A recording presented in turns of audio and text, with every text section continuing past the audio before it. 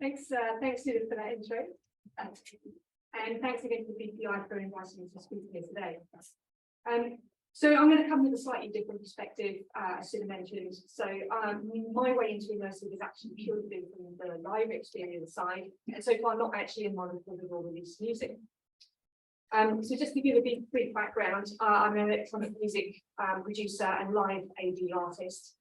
And the music I produce ranges from quite abstract soundscapes into more beat-driven music that's inspired by producers like John Hopkins and Max Cooper. So it's kind of in that idea of wheelhouse of this. In terms of the project, I like to say that I try and unite art, music, and technology in what I do. And my aim is to create immersive experiences that really envelop the audience and make them feel as if they're transported out of their day-to-day experience. Innovation is really key to what I do. I'm always interested in innovation, whether that's in visuals, in creative production methods, and it was one of the reasons why immersive audio was very interesting to me.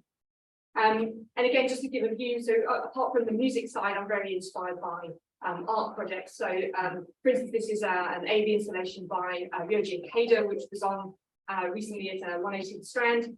In this kind of scenario, you're actually inviting the audience to be part of the artistic experience, where you've got visuals that are literally being projected onto the audience and audio being delivered from all around. So if you see that my project, while it's audio based, is also being informed by influences such as that. So my immersive journey began in 2019, sort of by a lucky accident.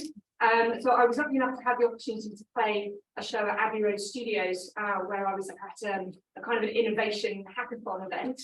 And I was one of the artists that was playing there. And that's where I actually met the Acoustics team for the first time. So Acoustics have a system called Elisa, the Elisa software, which is not actually so dissimilar when you open it up to the Dolby Atmos renderer. Effectively, as Mike Lee was talking about earlier, it's an object-based mixing solution. So what happened was Acoustics had a multi-speaker system at Abbey Road, and they invited me to remix my set in a few days in the run-up to be for immersive sound.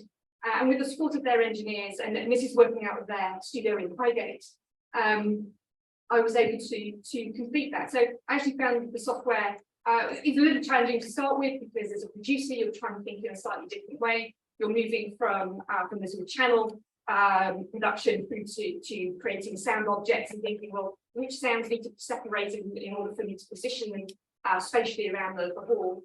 But I got kind of the hang of that and was able to reprogram the short set quite quickly. And at this point, Elisa was still, I could only really monitor it in my studio. So as you can see here, I had to have monitors all around in order to do that. In fact, the following year, with the next release of Studio, introduced binaural monitoring. So, you know, a producer like me who's got a fairly simple setup at home can also monitor through just my headphones.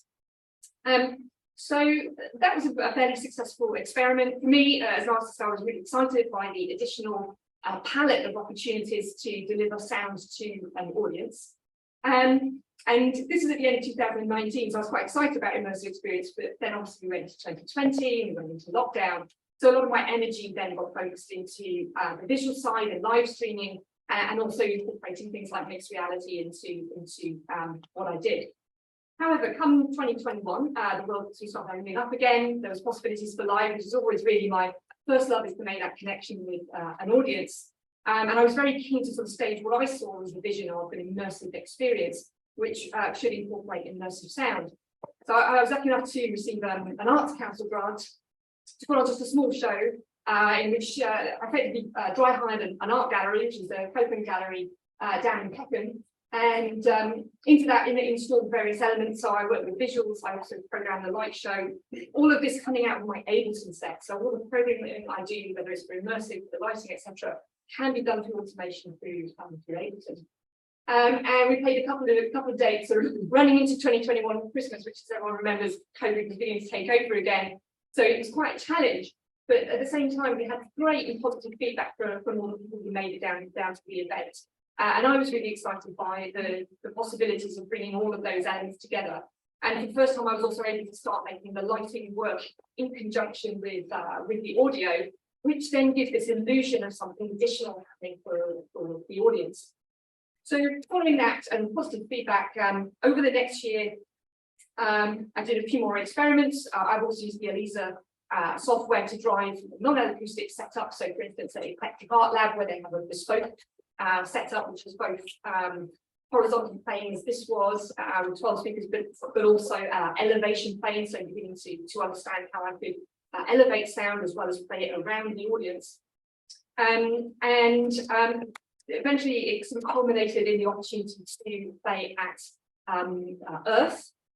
So Earth in Hackney is a 700 capacity venue. It has a 17.1.8 speaker system. So what you've effectively got here is 5 quite powerful arrays at the front of the venue. You have 4 speakers on either side, 4 speakers at the back, and 8 overheads. So really, really quite exciting for an artist to be able to produce and deploy sound for that kind of environment. Again, it was another learning, exponential learning curve from Copeland Gallery, where I could be fairly democratic, I guess, with the sound, because we get equally powered speakers around quite a small audience.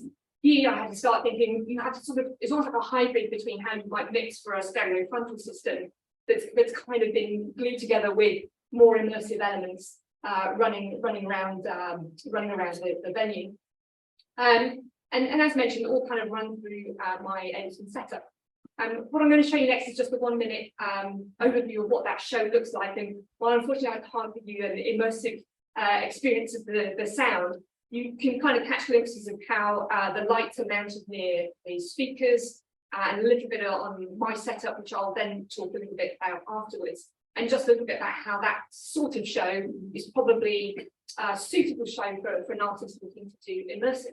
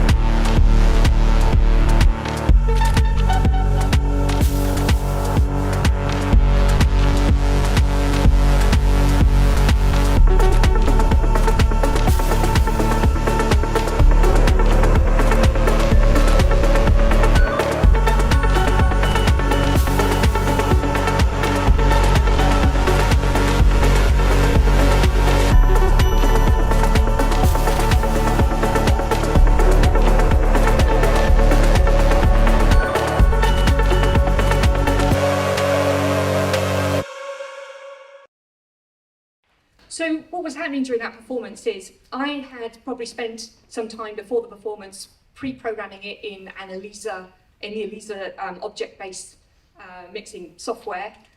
That's what you can see here. But as you can see, this is actually in the front of house, whereas my setup is on the stage. So I program it in Ableton Live. There are then a variety of Elisa plugins that sit on each of the tracks, which are telling the stem that's effectively placed on that track where I've pre-programmed where that sound needs to come from, whether it's static. I can also draw automation into Ableton. So I can say, okay, I definitely want my kicks to remain static and they need to be coming from fairly powerful speakers at the front, but maybe some synth sounds or some effect sounds, I can kind of spin those slowly around the audience, etc. So as an artist, I've got some flexibility to sort of play with the sound around the audience. And what's happening is there's actually an additional Ethernet connection coming from my setup over to front of house in order to run this file and effectively tell the system where the sound should be placed. So very briefly, I've just sort of tried to summarise for me what the opportunities and challenges are as I see them, as I come to them. So the first instance, as I've just mentioned, is really flexible sound control. So if I want to do something that's more like an art installation, I can place sounds where I like around the audience. I can surprise people with bringing sort of sounds at different areas. I can also coordinate those with light display. But then when I move to beat-driven tracks, I can then pull that back into a more sort of extended stereo sort of frontal arrangement. It has excellent sound coverage. So having I have to be modular because not everywhere has immersive sound. So when I've played this out in different venues, it's really clear in different venues. There's great sound in certain areas, lots of great sound in other areas. In immersive venues, you get fantastic sound coverage across the whole. Quite a heightened audience experience, and this is a really subtle one, and it's difficult for me to say. I know that I've got the most compliments on the sound from the immersive shows that I've played. Sometimes I wondered if it's psychological, that people know that they're coming to an immersive experience, so they're kind of looking out for the sound. But definitely, as you can see, this was a seated performance, and about a couple hundred of people actually came to the front to start dancing, and it's not inspired that in previous venues, so it really feels like people felt the sound inside them and throughout the venue. It really felt like a special experience. Accessible programming and binaural monitoring. So again, I wouldn't even call myself highly technical, but it was fairly easy for me to pick up this. As I said, it's the Elisa software, from what I've seen of the Dolby Atmos renderer, it's relatively similar in the way they work, and they are accessible. There's also more tools coming out for producers like Envelope, which is a spatial sound system, which a lot of people can integrate into Ableton, which is a Max for Live device. So it's going to be hugely accessible for everyone who wants to come into immersive programming in the future. Many more venues are investing in spatial sound systems. They seem to be popping up all over the place. For me, it's great because it creates a vacuum of content for them. They really want to show off their sound system, so they definitely want immersive-ready artists. So it's a great opportunity for me. And then there's an extension to virtual reality and installations. So I'm currently working with Acoustics and a tech company in Bristol to produce a metaverse concert where we will be integrating spatial sound. And as we know, there's a lot to be explored in metaverse. It's a little bit like immersive. We don't quite know what all the answers are or how that will be used in the future. But it's an interesting means to explore. And again, with the metaverse, you can sort of play with the physics of time and physics, so you don't have maybe the issues of being in a big venue where you may have timing issues related to size and scope. And then finally, just in the terms of the challenges, while lots of venues are starting to put in immersive sound systems, they're definitely not everywhere. It's still quite seldom that you find them, and they are expensive to put in. They're expensive to hire, so I hired them in with an Arts Council assistance for Copeland Gallery. Lots of times, there's other times when I've played in a stereo venue when I would love to have brought in immersive sound, but it didn't make sense in terms of the profitability of the show altogether. Again, I think as the market develops, there'll be more venues that are immersive ready. Maybe there'll be more systems which are cheap, fast to hire for DIY artists like myself. Programming, it does take a lot more input. You generally can't just turn up a venue and hit a button and say spatialize. You do have to put a lot of time and thought, so it is an extra time for the producer or engineer or whoever's working on the show to do that. I think one of the panelists was mentioning artist tools for mixing earlier in Dolby. I totally agree. It's still quite clunky to draw them in Ableton automation. There are lots of companies. There's a great one in Italy called Intorno Labs who are working on intuitive tools for artists to be able to draw in immersive and for that to then translate into the object orientation more simply, but they're not quite there. We're not quite there yet. The ability to manipulate in real time, I think again was mentioned by someone a little bit earlier. It would be great to think I can also be picking up sounds and sort of spinning them around the audience, and I know some artists are experimenting with that, but also if you're a performer that's already got a few things to concentrate on, that's another area where it just may not be possible to do that. So that's why all the stuff that I do is pre-automated. A little bit of a consideration for the size of the venue. As I mentioned, as you start to get to bigger venues, you start to have to think about the physics of the space in a slightly different way. If you've got something that's very stereoized and you're sending sort of a sound over there and a sound over there on the side speakers, it might be experienced very differently from people who are sort of hard left and are hard on the right as well. So at that point, spatial isn't as the same as maybe working in more like an art installation space.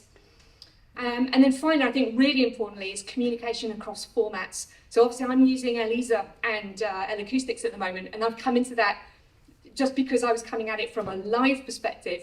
I've very kindly, the guys from Dolby have talked me through their studio and had a look around the Dolby renderer. So But there's a point where I was about to release an album in September, and I was like, where's the button? It goes from this format, because I don't really want to program it twice.